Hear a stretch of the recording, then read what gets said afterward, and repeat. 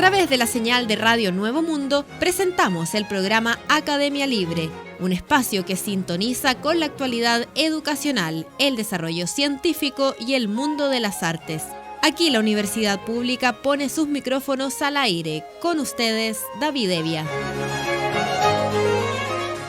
Vaya nuestro saludo a todos los auditores de Radio Nuevo Mundo que a esta hora sintonizan la emisión de Academia Libre, donde la educación, las ciencias y las artes confluyen para hacer de la creación de conocimiento un espacio público.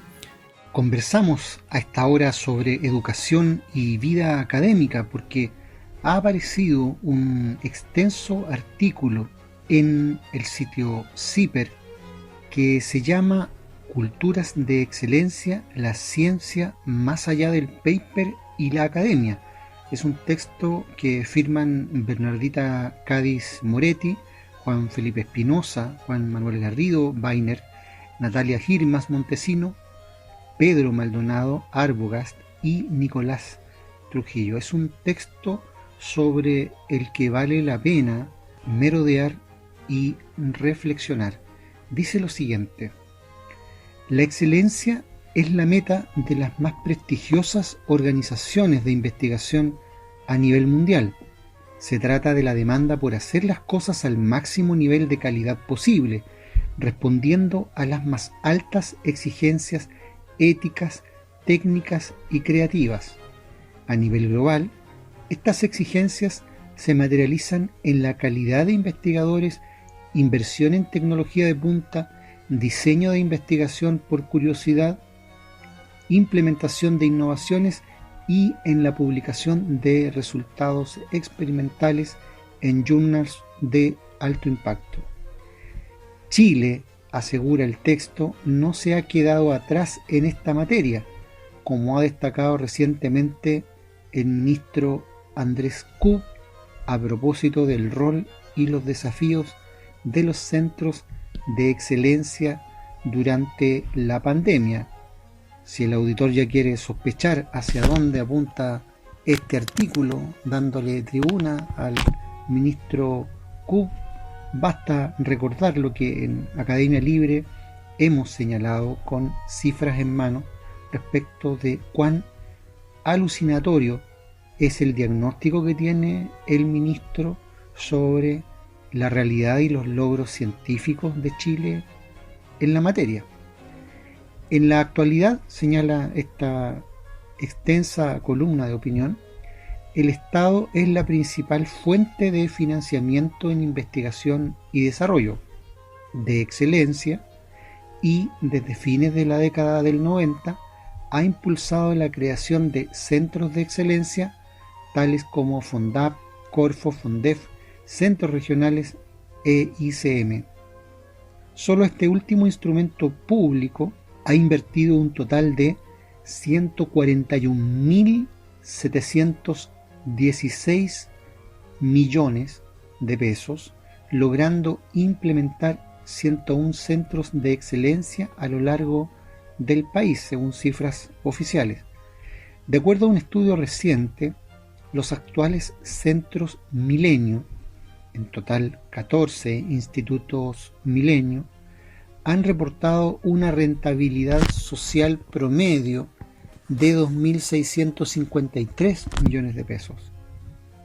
Más importante aún, la inversión en centros de excelencia ha contribuido a aumentar la oferta laboral para profesionales, ha diversificado las posibilidades de experiencias formativas y, sobre todo, ha incrementado la productividad científica y tecnológica del país, situando a Chile en el cuarto lugar en producción de conocimiento avanzado en América Latina y dentro de los 50 países con más producción académica a nivel mundial.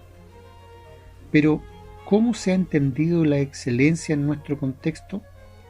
¿Qué indicadores definen hoy la excelencia de la producción de conocimiento en Chile?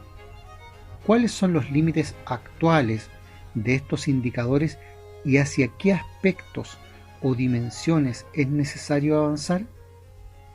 En esta columna, dicen los autores, presentamos la noción de culturas de excelencia como una estrategia para fomentar la participación de la actividad científica en distintas esferas de la sociedad y valorar así sus diversas dimensiones. El concepto de excelencia no es fácil de definir y ha variado con el tiempo. Si hace 20 años se asociaba al aumento de los índices de publicación, en la actualidad las crisis sociales, sanitarias y medioambientales la reinscriben en un contexto más complejo, amplio y de márgenes más difusos.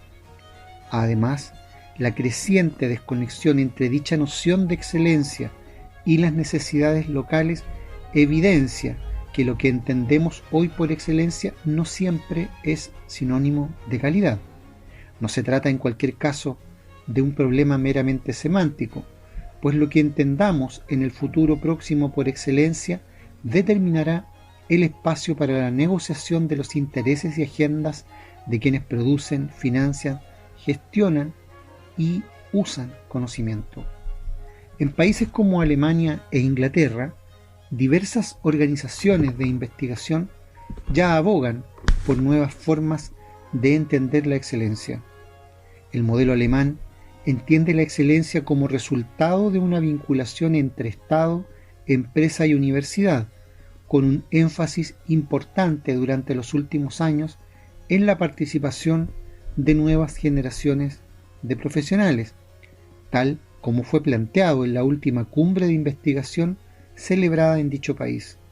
En concreto, en Alemania la excelencia consiste hoy en ampliar y motivar la participación de investigadores en el sector productivo, la educación o la política pública para construir nuevas formas de confianza, transparencia y vinculación entre la academia, la industria y la sociedad en vistas de la llamada Industria 4.0 que ya afecta a ese país. Por otra parte, en Inglaterra la excelencia también es un horizonte que demanda nuevas formas de participación, comprensión y desarrollo. Frente al énfasis que pone la Agencia de Investigación e Innovación en la investigación por curiosidad y la publicación de sus resultados en prestigiosas revistas académicas, la doctora Ottoline Leiser recomienda invertir en portafolios de actividades científicas que valoren actividades y resultados diversos. Además de investigación de excelencia, también se requiere divulgación de excelencia, transferencias de excelencia y educación interdisciplinar de excelencia. Con este fin, entre 2014 y 2017, la prestigiosa Royal Society, en conjunto con el Nuffield Council de Bioética, realizaron una serie de consultas y mesas de discusión para conocer las percepciones, expectativas y deseos de distintos investigadores en distintas fases de su carrera académica. Con ello, buscaron fomentar la participación de diversos actores del campo científico para desarrollar ejes de acción en materia de excelencia y cultura científica. La evidencia cuantitativa y cualitativa que produjeron les permitió identificar los efectos éticos y laborales que los marcos institucionales generan sobre investigadores y personal técnico. Los testimonios analizados permitieron demostrar que las culturas de investigación en Inglaterra deben mejorar los marcos éticos de trabajo y generar más espacios para producir actividades de educación, divulgación, innovación e investigación inspiradas en coyunturas locales y no simplemente en los intereses de la academia, como lo son los efectos de las crisis político-ambientales de escala local y planetaria. Mientras los países de la Unión Europea trabajan en modelos económicos y organizacionales para diversificar y actualizar el sentido social y cultural de la excelencia de sus centros de investigación, en Chile la actividad científica sigue teniendo poca presencia en la vida cotidiana de sus ciudadanos y la investigación sigue pareciendo un quehacer esotérico escondido tras los muros de la academia. Hasta el año 2018, las universidades albergaban el 71% de la investigación básica y el 41% de la investigación aplicada. En el sector productivo, de cada 1.000 trabajadores, las y los investigadores representan un 1,1% y el 44% de las empresas nacionales dedicadas a investigación y desarrollo aún desconocen la actual Ley 20.241 en investigación y desarrollo. Es comprensible, entonces, que nos cueste imaginar otra ocupación que la académica para los investigadores que viven en nuestro país. Sin embargo, la actual pandemia ha revelado de súbito la necesidad de liberar a investigadores de estas 4 paredes. Todos, en todo orden de profesión y actividad, nos vimos urgidos por conocer algo que no conocíamos. Tuvimos que aprender a detectar, medir y controlar la propagación de un virus nuevo, tuvimos que generar tecnología, transformar nuestros entornos y aprender nuevas formas de convivencia. Tuvimos que analizar el impacto de la pandemia en nuestras instituciones y, de paso, también el de nuestros comportamientos en el medio ambiente.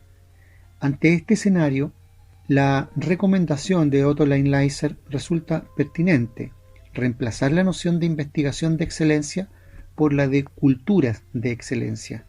La noción de culturas de excelencia puede entenderse como el llamado a generar un cambio cultural en las organizaciones de investigación a partir de la diversificación de la actividad científica y sus múltiples dimensiones. Frente a la lógica economicista que predomina hoy en la academia y que motiva una cultura de producción orientada a satisfacer demandas y estándares internos a cada disciplina, la noción de culturas de excelencia invita a comprender diversos desafíos sociales y culturales como ejes de acción relevantes para el quehacer científico. A diferencia de la idea de investigaciones de excelencia, las culturas de excelencia se proponen mejorar la dimensión ética de la producción científica para poner en valor y considerar el bienestar mental y la seguridad laboral de investigadores en diversas fases de su carrera. Asimismo, la idea de culturas de excelencia implica generar espacios institucionales que incentiven la participación de profesionales de las ciencias en otras clases de actividades y sectores de producción y uso de conocimiento, además de la publicación de artículos en revistas especializadas donde sus habilidades y conocimientos puedan volverse un beneficio social y cultural aplicado.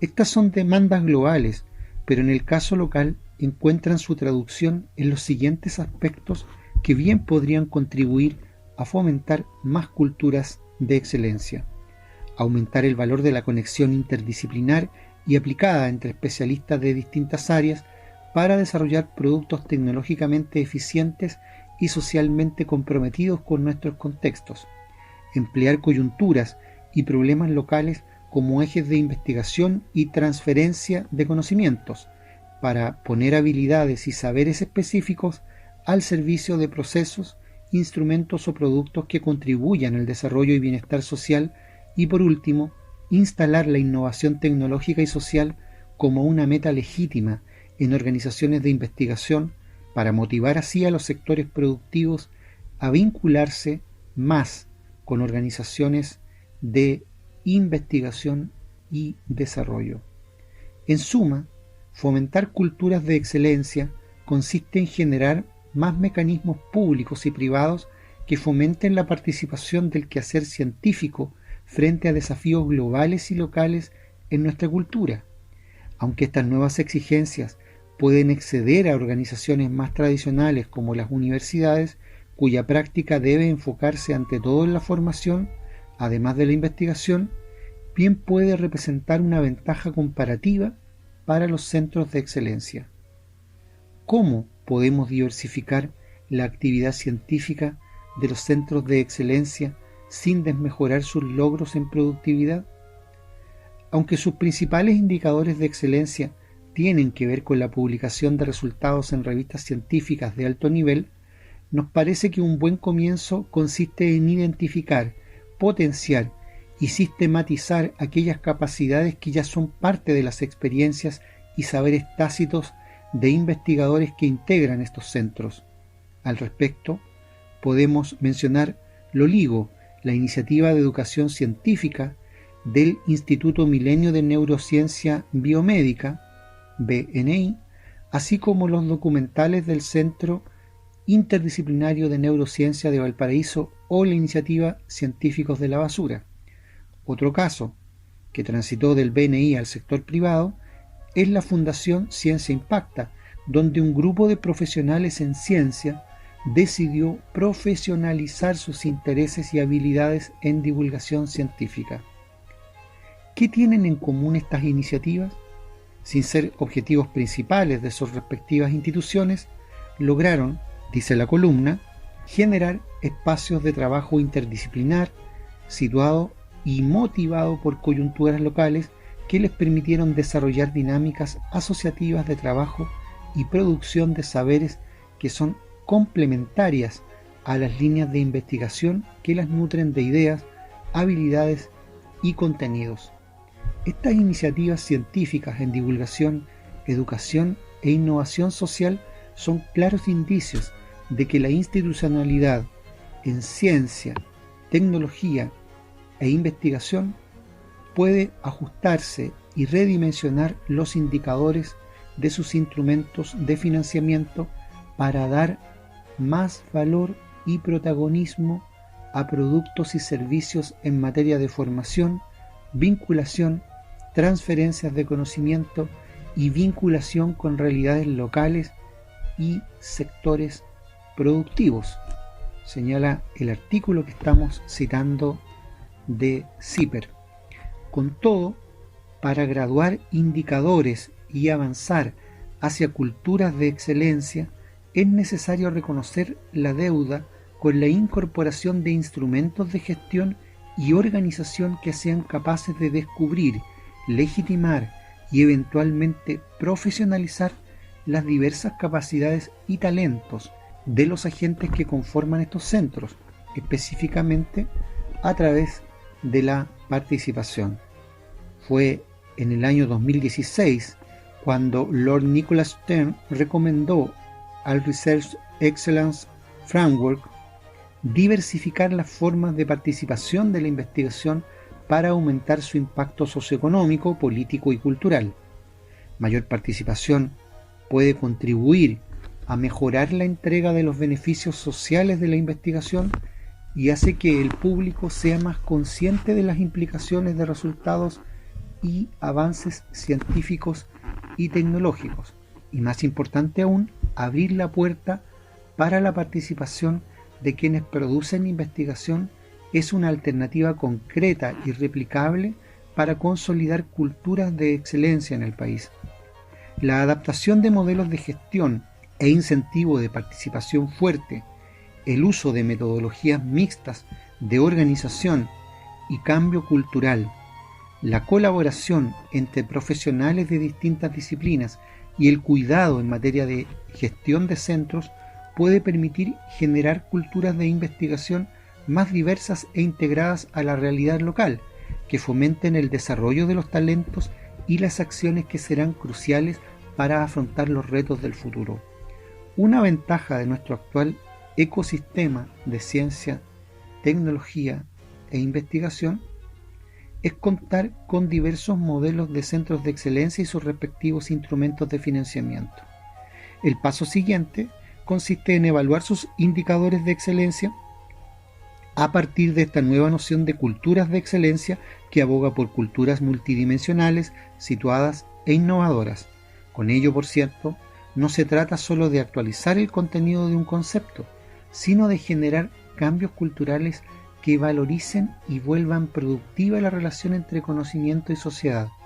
Ahora, entonces, no nos queda más que avanzar transformando el desafío de la excelencia en una oportunidad, concluye este extenso artículo de varias firmas que publica CIPER en su página.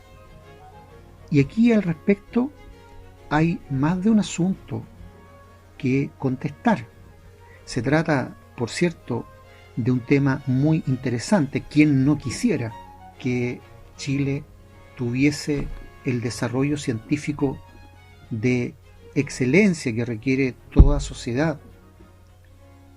Pero en aras de pretender señalar aquello, este artículo por una parte legitima la privatizadora posición que en materia de ciencia tiene el ministro Andrés Ku y que hemos ventilado en otros capítulos de nuestro programa, con datos, con cifras, con citas del propio secretario de Estado, y eso a uno lo hace de inmediato sospechar sobre qué es lo que se está legitimando finalmente con un artículo como este.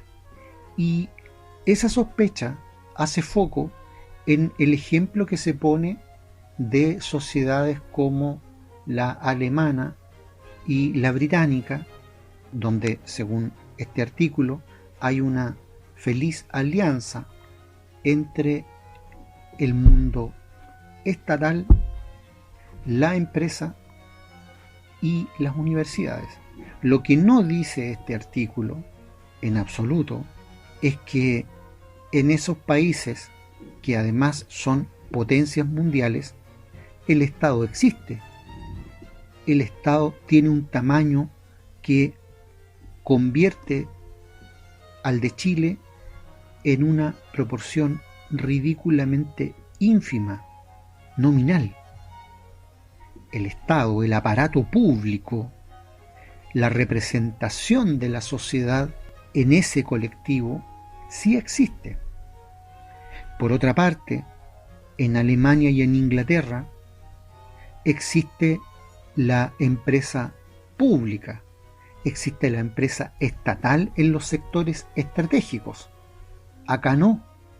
Acá lo que existe es hasta la privatización del agua, de los recursos energéticos en general y necesarios para la vida. Entonces, ¿qué estamos comparando? Luego, cuando se habla de universidades en esa asociatividad, sugiriendo, por cierto, que hagamos lo mismo acá, estamos hablando en Inglaterra de las más importantes universidades del planeta, 2 ranqueadas entre las 10 mejores del mundo y varias entre las 100 mejores del planeta. Chile, ninguna, absolutamente ninguna, entre otras cosas porque las élites han restado el aporte público que históricamente se dedicó a la vida universitaria en nuestro país. Lujo que desde luego esas potencias no se dan y de lo contrario no serían tales. Entonces el ejemplo que pretende extrapolar la situación de Alemania o Inglaterra a lo que podríamos hacer en Chile es burdo, porque en Chile no existe prácticamente Estado, porque las empresas, incluidas las estratégicas, son de carácter privado y porque las universidades mismas ya están reducidas prácticamente a la condición de empresa. Entonces lo que se nos está sugiriendo, con bonitos nombres, es una alianza entre empresa privada y empresa privada. Pero luego hay allí algo más relevante. Se sugiere la diversificación del campo de investigación para que en buenas cuentas las universidades o lo que va quedando de ellas se queden más bien con el campo de la docencia. De modo que la función investigativa que le era propia en el ámbito de la creación de conocimiento sea traspasada a estos centros supuestamente de excelencia que aquí se ejemplifican con el nombre de institutos milenio, como si fueran un gran aporte a la creación de conocimiento del país. Lo que se está haciendo, hay que decirlo con toda fuerza, en el contexto de una cultura que hace un aporte ínfimo e irresponsable al desarrollo de la educación, la ciencia y la tecnología, es restar históricamente los recursos que de manera tradicional se asignaban a las universidades para investigación, y desvistiéndose santo, presuntamente se vestiría este otro que serían los institutos milenio, que pulularon en Chile desde los años 90 hasta la fecha. Eso no es aporte. Sacar recursos de un lado para dirigirlos a otro tiene como resultado la miseria en la que vemos reducida hoy la vida universitaria en general. ¿Cómo eso va a ser un aporte para la ciencia? Pero es más, supongamos que esas instituciones, más allá del desmantelamiento de la labor universitaria propiamente tal, realmente fuesen un aporte al desarrollo científico. Aquí se habla en el artículo de participación en el ámbito de la ciencia. Es lo que quisiéramos. Por eso es que quisiéramos ver fortalecida la investigación en las comunidades universitarias. Pero, ¿quiénes son los representantes de la sociedad civil, por ejemplo, ante los institutos Milenio? Nadie. ¿Y por qué me detengo en ese otro ejemplo de esta columna de opinión tan extensa de CIPER? Porque uno de los institutos Milenio, que es el que se cita en este artículo, es precisamente el que tiene por director al chileno Claudio Hetz, que durante enero de este año dio la vuelta al mundo, y no precisamente por un descubrimiento, por un logro científico o por un proceso creativo, sino que porque fue denunciado en la comunidad científica internacional por falsear datos y resultados de decenas de investigaciones que fueron financiadas con recursos públicos, en una de las cuales además participó en colaboración el propio ministro Kub.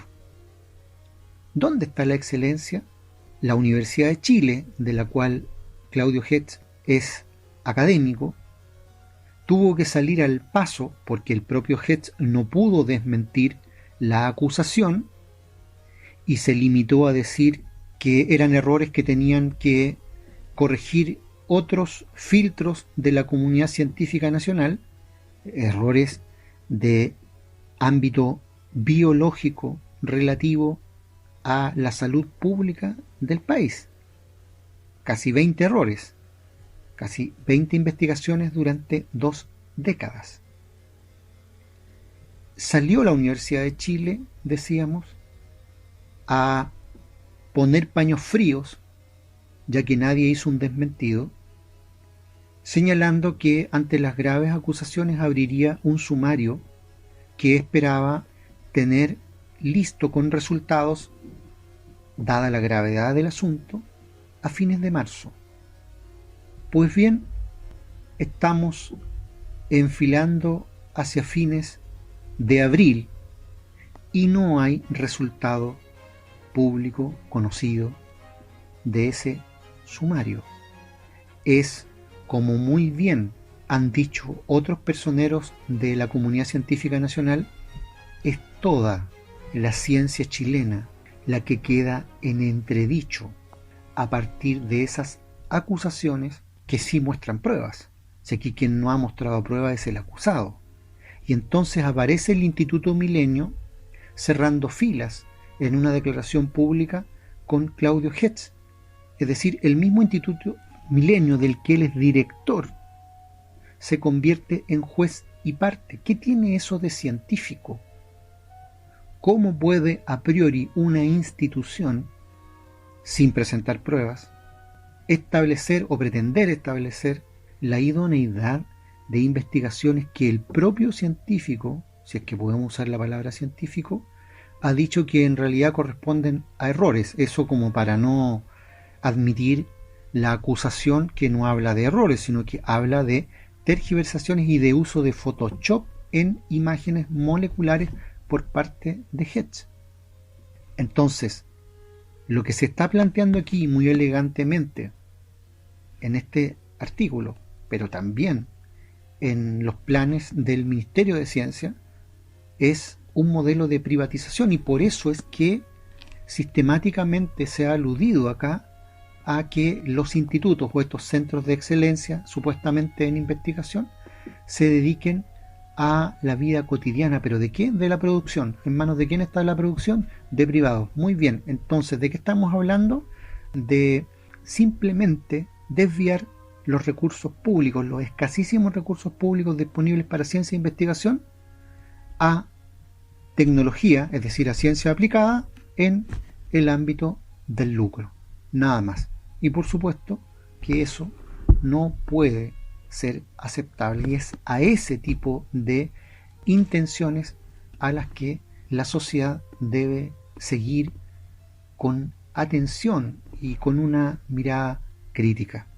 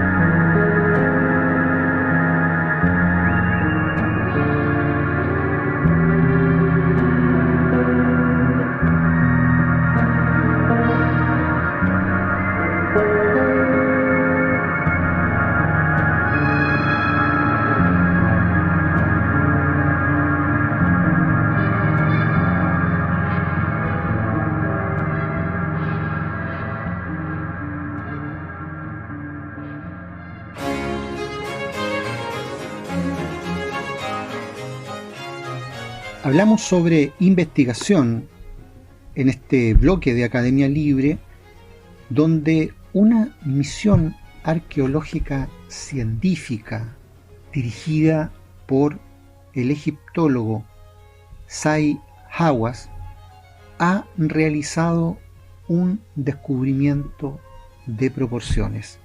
Una antigua ciudad perdida en Luxor llamada el Ascenso de Atón, que desapareció bajo las arenas del desierto hace 3000 años, ha sido hallada.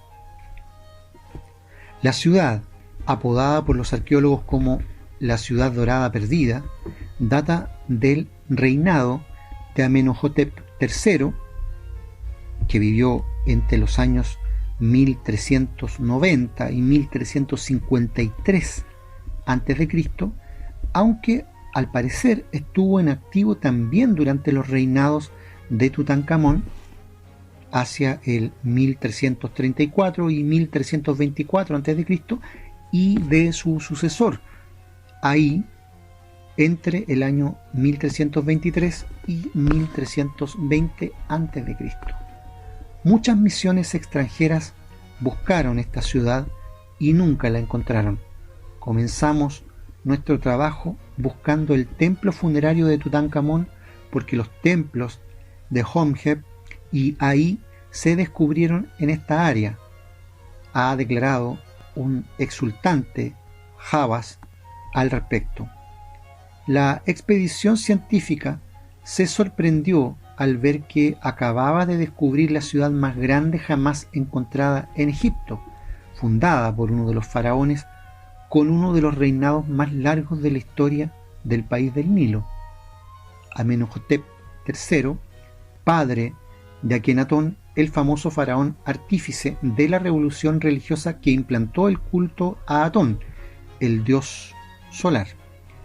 Por lo que se desprende de los hallazgos, el ascenso de Atón, ubicada en la orilla occidental del Nilo, donde se alzan las necrópolis y los templos funerarios de los monarcas, fue el asentamiento administrativo e industrial más grande de Egipto. Las calles de la ciudad están jalonadas de casas, algunos de sus muros tienen hasta 3 metros de altura. Podemos revelar que la ciudad se extiende hasta el oeste, hasta la famosa Deir el Medina, el poblado de los constructores de las tumbas del Valle de los Reyes.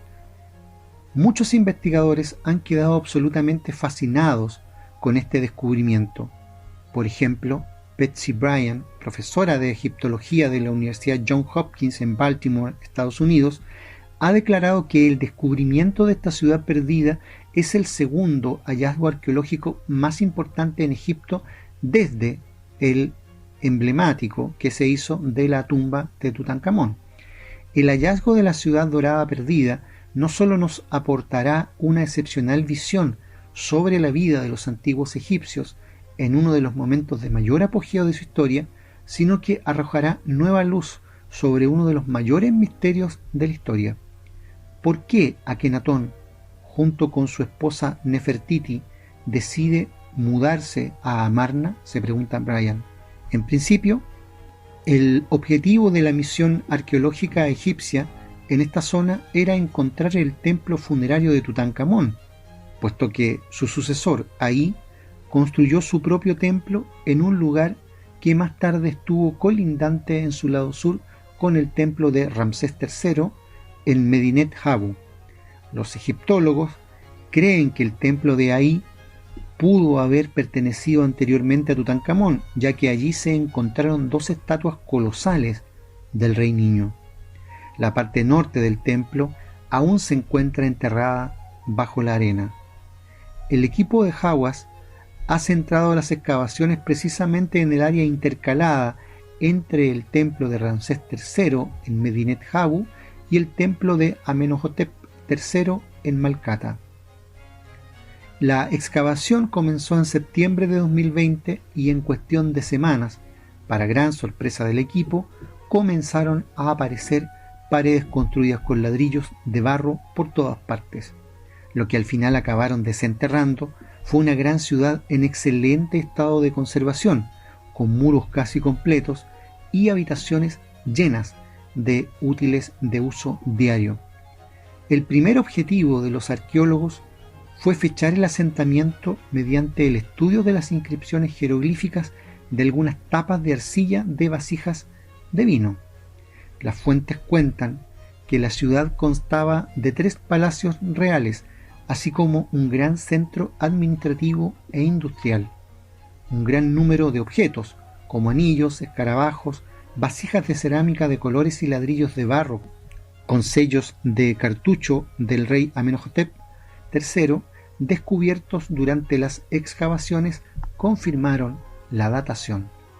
Tras solo 7 meses de excavación, han salido a la luz diversas áreas o vecindarios. En la parte sur del yacimiento la misión desenterró una panadería, un área para cocinar y preparar alimentos con hornos y cerámica para almacenamiento. Su gran tamaño sugiere que esta cocina abastecía a un gran número de trabajadores y empleados. La segunda área, aún en fase de excavación, es el distrito administrativo y residencial. Se encuentra rodeado por un muro en zigzag, que presenta un solo punto de acceso que conduce a pasillos interiores y áreas residenciales. El hecho de que este distrito posea una única entrada hace pensar en la seguridad. Tal vez la idea era poder controlar las entradas y las salidas. Por su parte, las paredes en zigzag son un elemento arquitectónico poco frecuente en la arquitectura del Antiguo Egipto, que se usó principalmente hacia fines de la dinastía 18. La tercera área que se ha excavado es un taller que consta de una zona de producción de ladrillos de barro que se utilizaron para construir templos y anexos. Los ladrillos están marcados con sellos que contienen un cartucho con el nombre del rey Amenhotep III. Se han hallado asimismo una gran cantidad de moldes de fundición para la elaboración de amuletos y delicados elementos decorativos. Los investigadores creen que esto es una prueba más de la gran actividad que se llevaba a cabo en la ciudad para producir decoraciones de todo tipo, tanto para templos como para tumbas. En todas las áreas excavadas, los arqueólogos han hallado asimismo numerosas herramientas empleadas en algún tipo de actividad industrial como el hilado y el tejido.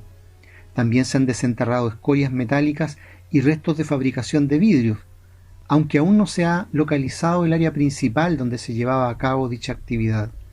En una habitación se encontraron los esqueletos de un toro y una vaca.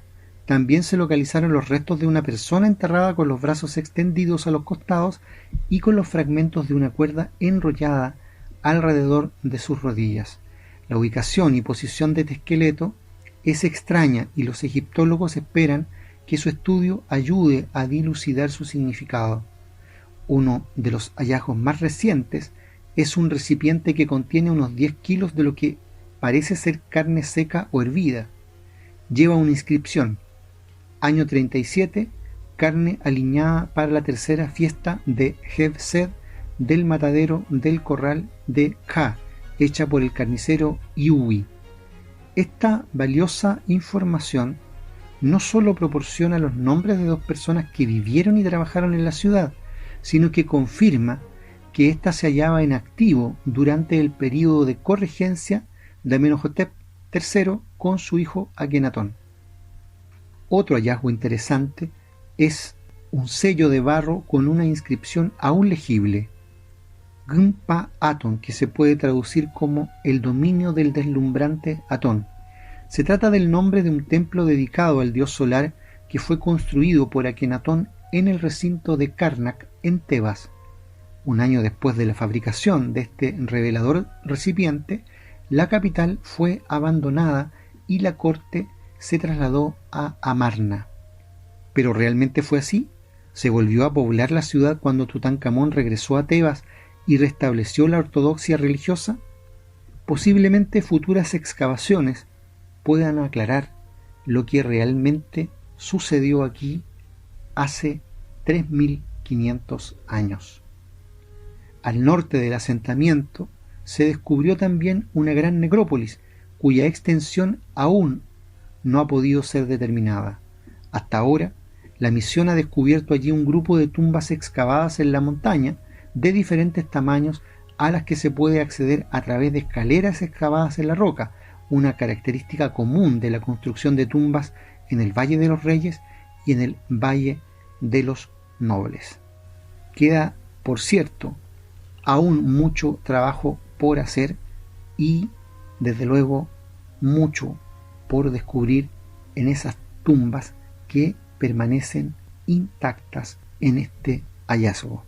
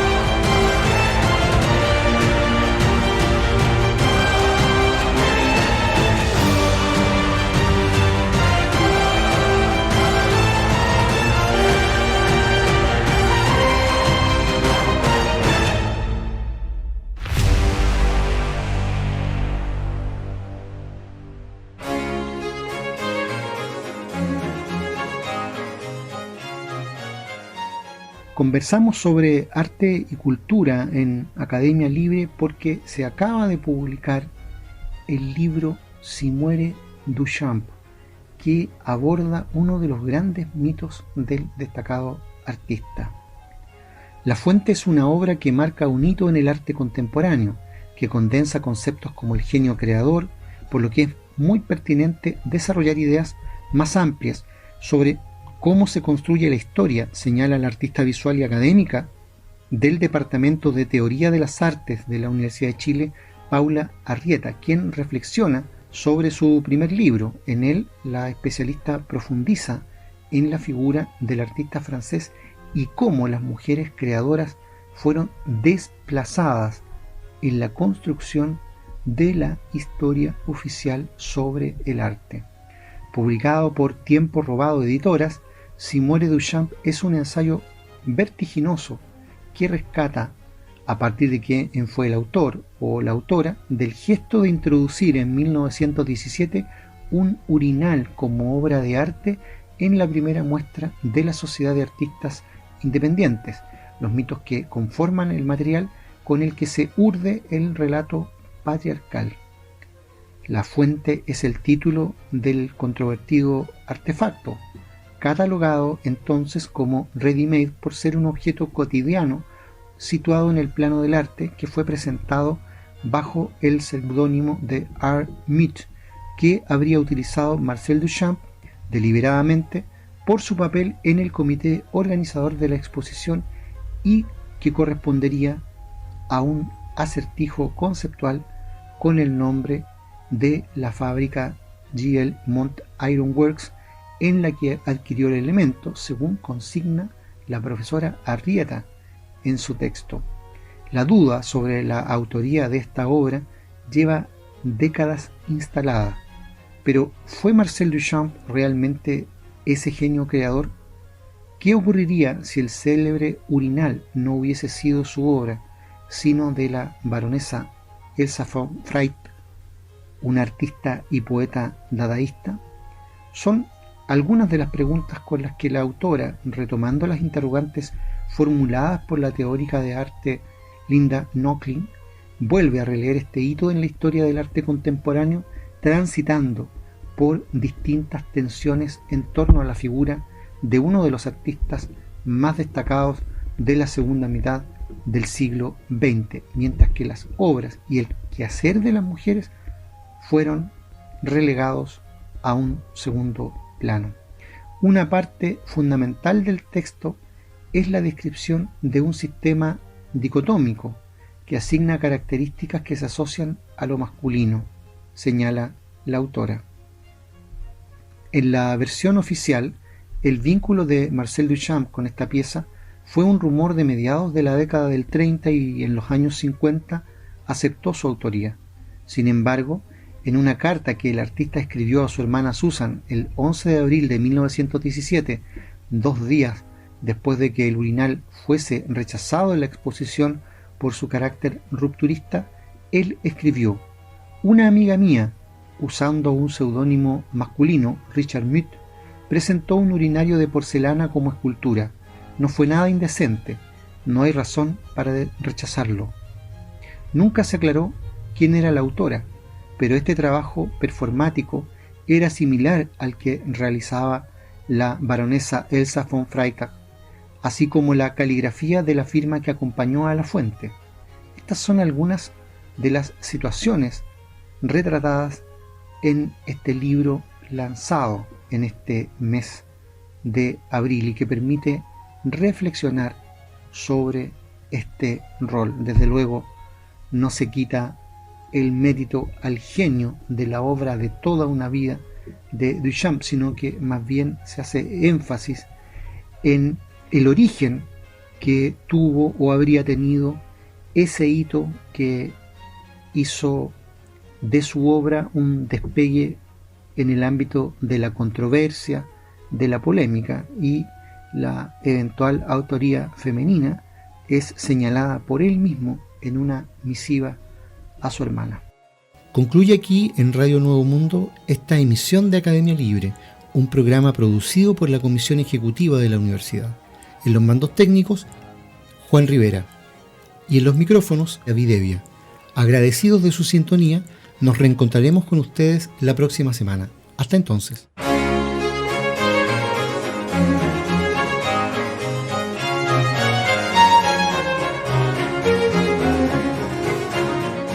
Concluye aquí este capítulo de Academia Libre, un programa que aporta miradas críticas a la construcción de la sociedad. Hasta una próxima oportunidad.